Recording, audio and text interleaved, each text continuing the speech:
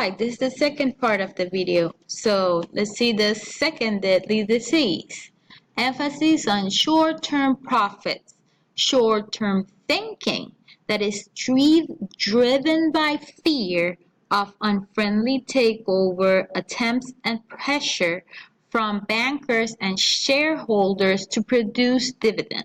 Okay, so some companies want to pay their dividends and maintain their shareholders by making profits as liquid and as fast as they can and not thinking on the long term of the firm. So sometimes this is a deficit, and this is in the long term because there is not much room for innovation and these kinds of things. So it is better to have a strategy for everything. The third disease, personal review systems for managers and management by objectives without providing methods or resources to accomplish objectives. Performance evaluations, merit ratings, and annual appraisals are all part of this disease. Disease number 4, job hopping by managers. Okay, this is another thing, and it happens a lot in Panama. That managers, they do not get enough acknowledgement by by directors or by chief officers, and this is the reason they may ask for increase on their salaries or whatsoever, and they don't get it, so they go to another company to do the same job and trespass all the information given in this company, even though they sign agreements and arrangements of not information exposure. They will actually transfer it with them. The information is inside their heads. So maybe they will make decisions and do things accordingly to what the competitors were doing, to as matter as strategy. And companies love this. However, it's a huge loss for companies that actually managers go hopping on jobs. Using only visible data and information in decision making with little or no consideration given to what is to known or canon by known. Okay, this is the thing. When you are doing the project with the company, you have to actually be in contact with them every certain amount of time to ask them questions and actually try to understand the business and the matter, the way they do things, why they do it this way, because they do have a lot of information that we cannot have because we are not inside that industry. It's like they are living it. We can study it, but they are living it. So it is very, very important to take into consideration every single thing they have to say. Excessive medical costs. Okay.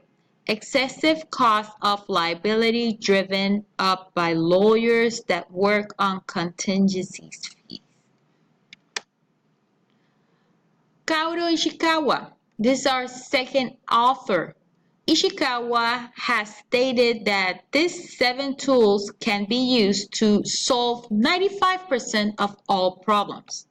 The following are the 7 quality control tools. First, the histogram, the check sheet, the Pareto diagram, brainstorming, cause and effect diagram, control charts, and scatter diagrams. Philip B. Crosby. Crosby, what this author did was that he defined quality as conformance. He advocates zero defect management. So Crosby's quality vaccine consists of three ingredients: determination, education, and implementation. So you first determine where is the quality control problem. Where is the problem? Then you educate all the persons involved on the process of this quality failure. And after that, you implement a method that you already educate your personnel for in order for this not to happen again. Crosby's 14 steps to quality improvement. First, make it clear that management is committed to quality for the long term. Second, form cross-departmental quality teams.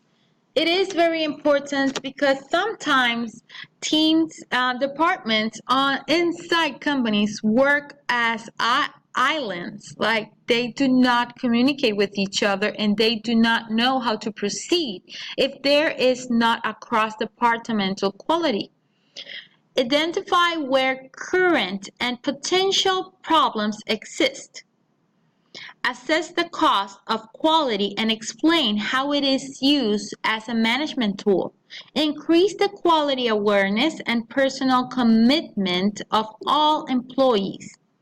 Take immediate action to correct problems identified. Establish a zero defects program. Train supervisors to carry out their responsibilities in the quality program. Hold a zero defects day to ensure all employees are aware that there is a new direction.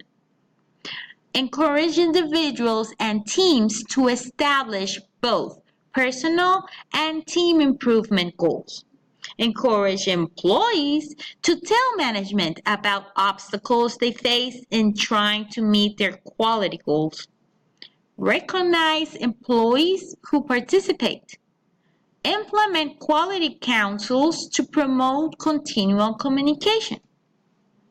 Repeat everything to illustrate that quality improvement is a never-ending process.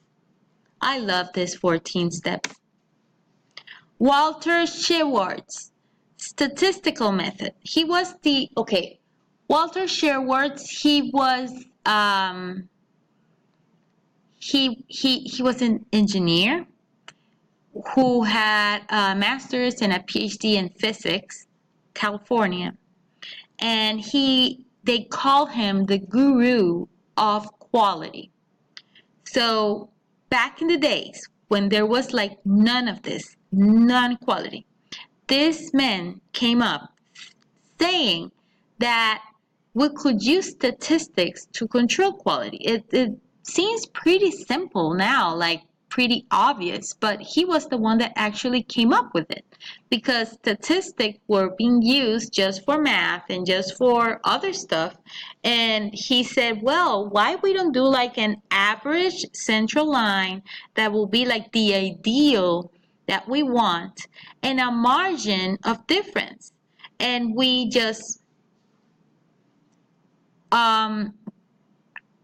collect the data, and if it goes too far away from our central line and it's over the upper control limits, then we should like take care of it. Sure, control charts they are called. So quality is not an act, it is a habit. This was said by Aristotle. So you will have a homework on Moodle due by Sunday. And thank you very much for paying attention for this video. If you have any questions,